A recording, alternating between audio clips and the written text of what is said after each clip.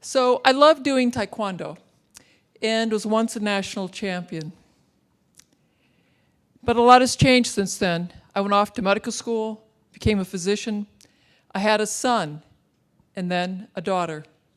And I developed a chronic disease for which there is no cure.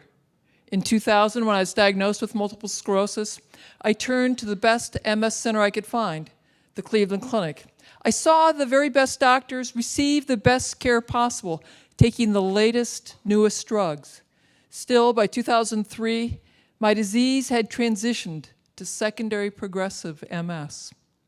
I took the recommended chemotherapy. I got the tilt-recline wheelchair. I had one with a motor I could drive around. I took Tysabri and then Cellcept, but continued to become more severely disabled. My disease had transitioned. I was afraid that I was going to become bedridden.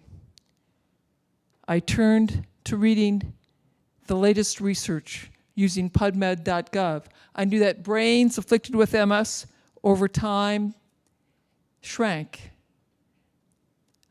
I therefore went to every night reading the latest medical research about the diseases in which brains shrink. These diseases were Huntington's, Parkinson's, and Alzheimer's. I saw that in all three conditions, the mitochondria do not work well, leading to shrinking brains. With more searching, I found studies in which mouse brains and their mitochondria had been protected using fish oil, creatine, and coenzyme Q. I translated those mouse-sized doses into human-sized ones and began my first round of self-experimentation. The rapidity of my decline slowed, and I was very grateful, but I was still declining. Next, I discovered the Institute for Functional Medicine, and through their continuing medical education course, Neuroprotection, a functional medicine approach to common and uncommon neurological syndromes, I learned more brain cell biology and what I could do to protect mind. This is some of what I learned. We have 1 billion cells in our brains with 10 trillion connections. All of that connective wiring must be insulated with something called myelin, and multiple sclerosis damages myelin. In order to make healthy, robust myelin, your brain needs a lot of B vitamins, in particular vitamin B1, which is thiamine, B9, which is folate, B12, which is cobalamin. It also needs omega-3 fatty acids and iodine. This is a synapse. Those beautiful golden drops are the neurotransmitters. For your brain to make neurotransmitters, it needs a lot of sulfur and vitamin B6, which is pyridoxine. These are mitochondria. They're so beautiful. And they're so critical to your lives because it is the tiny mitochondria in each of our cells that will manage the energy supply for that cell. Without your mitochondria, you would be no larger than bacteria. In medical school, I had to memorize countless reactions involving my mitochondria, but I never learned which compounds my cells could manufacture and which I needed to consume in order for those reactions to happen properly. I now know that I need a lot of B vitamins, sulfur, and antioxidants for my mitochondria to thrive. And so I added B vitamins, sulfur, and antioxidants to my daily regimen. And then it occurred to me that I should get my long list of nutrients from food. That if I did that, I would probably get hundreds, maybe thousands of other compounds that science had yet to name and identify, but would be helpful to my brain and my mitochondria. But, I didn't know where they were in the food supply, and neither did the medical text nor the food science text with whom I consulted. But the internet did. And so that's really very helpful. So using it, I was able to design a food plan specifically for my brain and my mitochondria. And now, before I tell you what that food plan is, we're going to check in to see what Americans are eating. I'm going to start with you guys. So I want you to think back to the last 24 hours Add up all the fruits and vegetables that you've eaten. Don't include potatoes or corn because those are starches. Now, if you could cover a dinner plate heaped high, raise your hand. Come on, don't be shy. Raise your hands. Okay. Now, if you could cover 2 dinner plates, keep your hands up. Anyone can have eaten 3 dinner plates. Look around. See how few hands are up. Okay? Now we're going to check with another family. This is from Hungry Planet by Peter Wenzel. It shows what this American family will eat in the coming week. Look closely, and you're going to see a lot of processed foods in boxes, jars, and other containers. This is how most Americans eat, and this is how most societies eat as they become more affluent. And it's likely why, as societies become more affluent, their health declines. This slide is from work done by Professor Lauren Cordain. He is showing the percent of Americans whose daily intake is below the recommended daily allowance for a variety of important nutrients. On the bottom half of the slide are you'll see that less than half of us take in enough B vitamins, vitamin C, and vitamin A. Now, if you look at the top half of the slide, you'll see that 2/3 of us do not take in enough calcium, magnesium, zinc, or iodine, and that 80% do not take in enough omega-3 fats. You are all starving yourselves. We are alive because of complicated chemical reactions. If you're not providing the building blocks, that is the vitamins, minerals, essential fats, those reactions cannot happen properly, leading to the wrong structures being made or structures simply not being made at all. You set the stage for chronic disease. This is why our children are born with jaws that are too small, leading to crooked teeth and smaller brains. This is why your blood vessels become stiff as you age. This is why 1 in 3 American children, or 1 in 2 if you're African American or Hispanic, will become diabetic and obese as children or young adults. This is why if you go to our schools, every year we have more and more children with severe learning problems and severe behavior problems. But it does not have to be this way. For 2.5 million years, humans ate what we could gather and hunt. They're called foragers, also known as hunter-gatherers. That hunter-gatherer diet, that paleo diet, consists of leaves, roots, berries, meat, and fish. It's locally obtained, fresh, in season, and of course, organic. The Inuits in the far north ate very differently than the Africans on the savannah.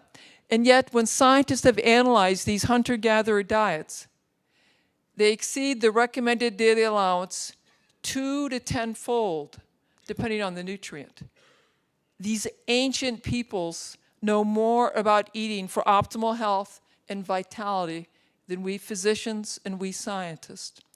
The hunter-gatherer diet has more nutrition than the American Heart Association diet, more nutrition than the American Diabetes Association diet, and more nutrition than the USDA Food Pyramid diet.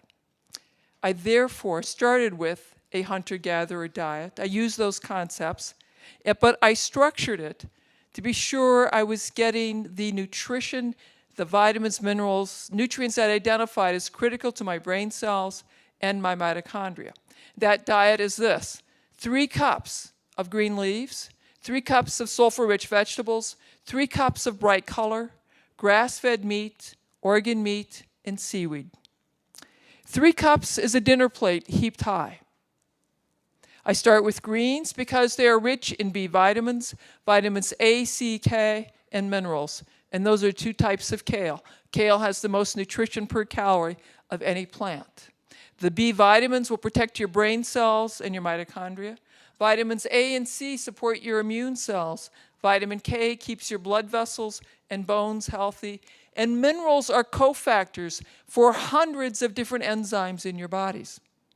Plus, having a plate full of daily greens will dramatically lower your risk of cataracts and macular degeneration, a leading cause of blindness in the U.S. So, have more kale, more parsley, more cooked greens. Have more smoothies and greens. Have dehydrated or kale chips, which are so delicious. My teenage daughter and her friends love them. I want you to have 3 cups, a plate full of sulfur-rich vegetables every day. Your brain and your mitochondria need sulfur. Your liver and kidney need sulfur so they can remove toxins from your bloodstream. The cabbage family is rich in sulfur. That includes cabbage, broccoli, cauliflower, Brussels sprouts, turnips, rutabagas, radishes, collards, and kale. The onion family is also rich in sulfur. Onions, garlic, leeks, chives, shallots, and so are mushrooms and asparagus. I also want you to have a plate, 3 cups, preferably 3 different colors every single day. Colors are flavonoids and polyphenols. These are potent antioxidants that will support your retina, your mitochondria, your brain cells, and the removal of toxins. You can get your colors from vegetables like beets, carrots, peppers, red cabbage, or you can get them from berries and brightly colored fruits like peaches and oranges. I want you to have high-quality protein that's rich in omega-3 fatty acids. Omega-3 fatty acids are very important to insulate that wiring in your brain. It's also critical for the development of your jaws so you can have straight teeth and a larger brain. Therefore, have wild fish, in particular salmon and herring. Also have grass-fed meat every day. Our ancient societies all valued organ meats. And organ meats are concentrated sources of vitamins, minerals, and coenzyme Q. They are particularly potent at supporting your mitochondria. Therefore, have organ meats like liver and onion, heart, tongue, gizzards, sweetbreads once a week. The ancients would travel great distances or trade to ensure access to seaweed. Seaweed is a rich source of iodine and selenium. Your brain needs iodine to make myelin, the insulation for the wiring. It also needs iodine to remove toxins, in particular mercury, lead, and heavy metals. And adequate iodine lowers your risk of breast cancer and prostate cancer. Studies have shown that 80% of Americans have a relatively low iodine. Therefore, have seaweed at least once a week to ensure and maintain adequate iodine levels. Most Americans can't imagine eating 9 cups, 3 platefuls of vegetables and berries every day. But if you will commit to having 9 cups of these incredibly healthy, wonderful for you vegetables and berries every day, before you have grain, potatoes, dairy, you will have dramatically increased the vitamin and mineral content of your diet. Plus, you will have dramatically lowered the risk of food allergies. Food allergies and food sensitivities are far more common than we realize. They're difficult to diagnose, and in particular, sensitivity to gluten, the protein in wheat, rye, and barley, and to dairy, the casein protein in dairy, is associated with a wide variety of health problems, including but not limited to eczema, asthma, allergies, infertility, irritable bowel, fibromyalgia, chronic fatigue, arthritis, chronic headache, neurological problems, and behavior problems. Yes, it will cost more to eat these beautiful vegetables and berries. But I assure you, you are going to pay the price. You will pay the price now for food that restores your health and vitality, or you pay the price for doctor's visits, prescription drugs, surgeries, missed time from work, early retirement, and nursing home care. The choice is yours. Okay, 7 years, I got the best care, the latest, newest drugs, and continue to get more disabled. By November of 2007, I could not sit in a chair like you are now. I had to be reclined in a zero-gravity chair like this, at home or at work or in bed. I could walk short distances using 2 canes. I was losing my keys, my phones. I was having nightmares that my chief of staff had pulled my clinical privileges. That is when I designed a diet specifically for my brain cells and my mitochondria. That's when I became a modern-day hunter-gatherer. 3 months later, I could walk between exam rooms using one cane. The month after that, I could walk throughout the hospital without a cane. At 5 months, I got on my bike for the first time in a decade, and I pedaled around the block. 9 months into my new way of eating, I pedaled 18 miles. The following year, I did a trail ride in the Canadian Rockies. I am the canary in the coal mine, here as a warning to all of you. We have a choice. We can continue to eat that delicious, convenient, tasty, processed food and watch ourselves and our children grow steadily more overweight, depressed, and diabetic. Or we can continue to watch healthcare costs balloon out of control, bankrupting us individually and collectively as a country. Or we can eat for our mitochondria, eating vegetables and berries, grass-fed meat, organ meat, and seaweed, and have more vitality. We all have a choice. I choose to teach the public about the healing power of food and to conduct clinical trials. We are testing my interventions and others with secondary progressive MS. We'll present our research on Sunday at the 2011 Neuroscience Conference. The results are breathtaking. We all have a choice.